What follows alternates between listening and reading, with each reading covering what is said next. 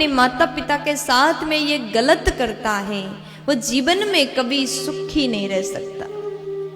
भूल से भी ये गलती मत करिएगा।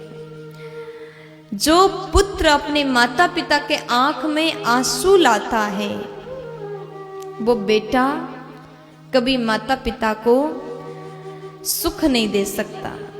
अगर आपके वजह से आपके माता पिता के आंख में से आंसू आए तो आपका जीवन बेकार है, आपका जीवन जीना व्यर्थ है। कई बार दुष्ट संतान के वजह से माता पिता दिन रात रोते रहते हैं। जब माता पिता बच्चों को पैदा करते हैं, बच्चों को पढ़ाते हैं, लिखाते हैं, तो उनके मन में बहुत सारे भावनाएं होते हैं। जब हमारा बेटा बड़ा होगा, ऐसे रखेगा, हमारे साथ में क्या करेगा, किस प्रकार कितना प्रेम करेगा, माता पिता विचार करते हैं। लेकिन आपके पुत्र अगर सही नहीं हैं तो जीवन भर रोना पड़ता है। इसलिए हरेक बेटा से निवेदन है, जीवन में चाहे कुछ भी करो, लेकिन माता पिता के आंख में आंसू आने मत देना। बेटियां तो अपने माता पिता को बहुत प्रेम करती हैं। बेटी ही वो होती हैं जो माता पिता से बहुत ज्यादा प्रेम करती है। एक बेटी ने कहा कि अगर अपने माता पिता को अपने पास रखने का अधिकार बेटियों को मिल गया होता, बेटा को ना मिल करके ये अधिकार बेटियों को मिल गया होता, तो शायद आज वृद्धाश्रम नहीं होते। तो इसी बात पर एक बेटा ने कहा, देखो जिस प्रकार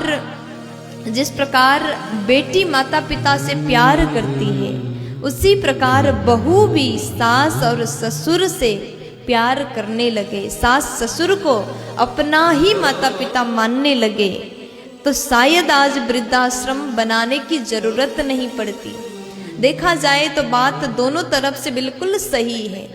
अगर बेटी माता पिता से इतना प्यार करती है तो बहू को भी चाहिए सास ससुर से प्यार करे, ताकि दोनों पक्ष से जब प्रेम होता है तो जीवन बहुत आसान हो जाता है।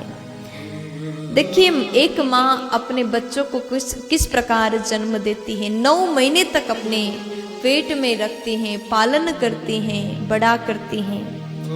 शायद ये अनुभव आप भी करके देखो। एक बार पेट में 2 ईंट बांध करके एक दिन व्यतीत करके देखो, तब माँ का दर्द आपको पता चलेगा। इसलिए मैं आप सभी से निवेदन करती हूँ, कभी भी ये गलती भूल से भी मत करिएगा।